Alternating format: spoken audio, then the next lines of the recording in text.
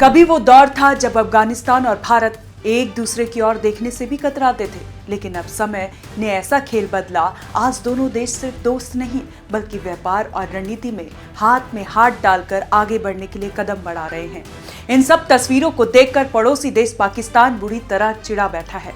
उसे भारत अफगानिस्तान की दोस्ती और मजबूती पच नहीं रही है, लेकिन अफगानिस्तान हर कदम, हर समझौते और हर व्यापारिक फैसला पाकिस्तान के लिए एक साफ संदेश है। भारत अब हमारा साथी, हमारा जिगरी यार है और हम किसी भी दबाव में पीछे नहीं हटेंगे। राजनीति का नया समीकरण अब साफ है। ये दोस्ती सिर्फ कागज की नहीं बल्कि शक्ति और संकल्प की मिसाल बन चुकी है।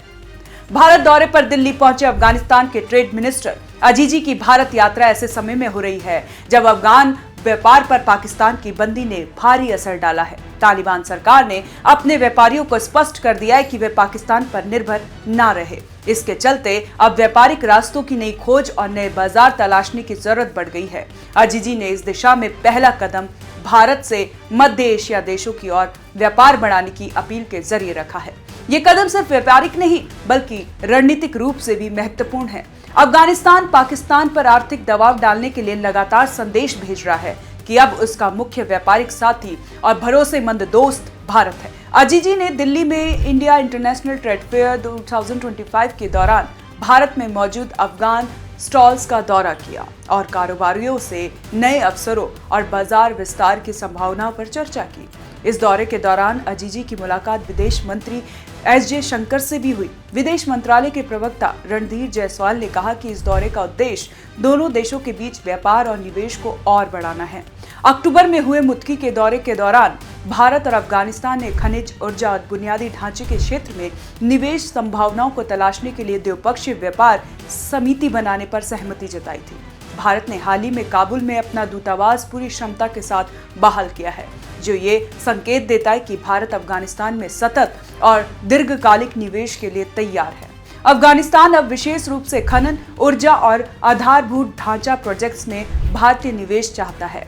वास्तविकता ये कि भारत अफगानिस्तान के बड़े व्यापारिक साझेदार में से एक है। भारत से अफगानिस्तान को दवाइयां, कपड़े, चीनी, चाय, चावल और मशीनरी मिलती है, जबकि अफगानिस्तान से भारत को ड्राई फ्रूट्स, ताजे फल और मिनरल्स प्राप्त होते हैं। इस सहयोग ने दोनों देशों के बीच आर्थिक संबंधों को मजबूती दी है, विशेषकर उस समय जब पाकिस्तान ने अपने बॉर्डर बंद कर रखे हैं। तालिबान के उप प्रधानमंत्री अब्दुल गनी बरादर के अनुसार पाकिस्तान के व्यापार ठप होने से हर महीने लगभग 200 मिलियन अमेरिकी डॉलर का नुकसान हो रहा है। उन्होंने इस सीमा बंदी को आर्थिक युद्ध करार दिया है और पाकिस्तान से आने वाली दवाओं की खराब गुणवत्ता की आलोचना भी। बरादर ने सीमा पार लेन देन खत्म करने के लिए 3 महीने का समय दिया है। दोनों देशों के बीच तोरखम और स्पिन बोल्डक सहित 5 प्रमुख क्रॉसिंग 1 महीने से ज्यादा से बंद है।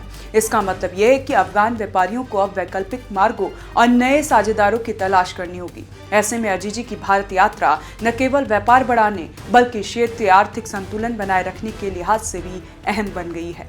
भारत अफगानिस्तान के व्यापारिक रिश्ते अब सिर्फ आर्थिक नहीं बल्कि रणनीतिक ताकत के संकेत भी हैं। पाकिस्तान की बंदी के बावजूद अफगानिस्तान ने स्पष्ट कर दिया है कि भारत अब उसका असली साथी और भरोसेमंद मित्र है।